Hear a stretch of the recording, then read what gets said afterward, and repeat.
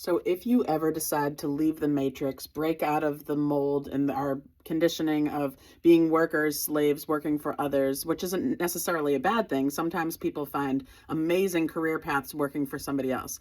But it just goes without saying that most of us are not in love with our jobs. I know that while I loved working for the group home for 17 years and I got a lot out of it, towards the end, I realized I was no longer getting anything out of it and I was not valued. I was wildly underpaid. And I'm so grateful that I took the leap. I bet on myself and I chose the path of being an entrepreneur, creating my own hours, going on vacation anytime I want. But it's so important, and I wish that somebody had told me this, just to be on the lookout, that when you do choose this path, you can expect to see some things from the people around you.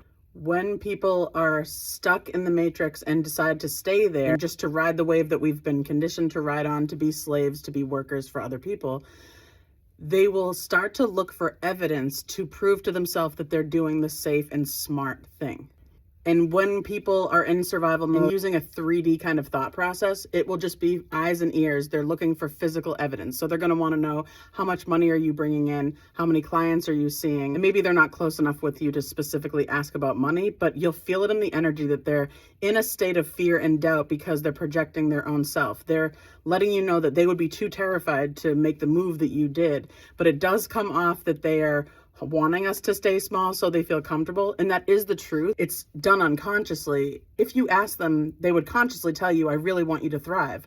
But it just goes without saying, as human beings, we look around us, and when we see people way ahead of us, we get discouraged. So I noticed that my friends that are in the matrix working for someone, which is okay. Some of us are meant to stay there, and some of us are meant to work for corporations we really align with and do really well in. Just because you're not an entrepreneur doesn't mean you're doing something wrong. I'm simply saying that if you decide to embark on this really courageous path, you will be surrounded by people who are still stuck in the matrix, our brainwashing and conditioning, and they will be seeking evidence to prove to themselves that they're on the smart and safe path. And when they ask, and you can already feel the fear and the energy, what they're asking really is, hey, I'm nervous to ask and find out that you're succeeding, because then I'll be reminded of my own lack and the fact that I'm not brave enough to embark on my own dreams. So a part of them does want to know that you're staying small so they don't feel that lack and feel that you're way out in front of them. And it's nothing personal to you. And so today I met with some sisters that are on very similar paths to me. Yesterday I spent time with a friend on a very similar path to me, all entrepreneurs. And it's clear as day that when they ask about how you're doing, they're not looking for specific physical proof. It's often in the energy, like, oh, I'm breaking through walls of visibility, fear of being seen. I'm feeling more confident in offering services. Like for me, it's much easier for me to sell candles, to stand behind a product that I'm selling, than it is to sell my wisdom, and to stand firmly in the belief that I feel that I can assist you in walking your own self through the fire, because I've walked myself through the fire. You know, it takes a lot of breaking through walls, and it's not all just you leave your corporate job and then 6 months later you have concrete evidence and proof and money flowing in. A lot of times it takes a year, 2 years.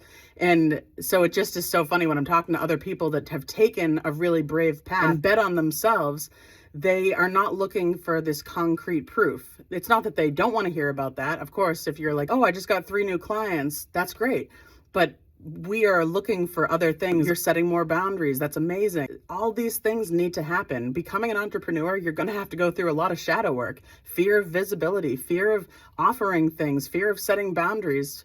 It's not easy. And so I noticed that my friends, that while they mean well, and of course on a surface level, they do want me to succeed, I can see that when they ask me, it's coming from fear, and it's seeking evidence to prove to themselves that they are doing the safe thing. You know, I think it goes without saying that we don't really know until we do it. So when I left my job of 17 years, I didn't know that I was going to have to jump these hurdles of these fears, these blockages. I thought that I would just be able to sell something and it would just not necessarily be easy, but I didn't know how many hurdles I was going to have to jump. And I'm grateful that I did it. I make my own schedule. I'm lucky enough to have my massage to fall back on while I'm building my business.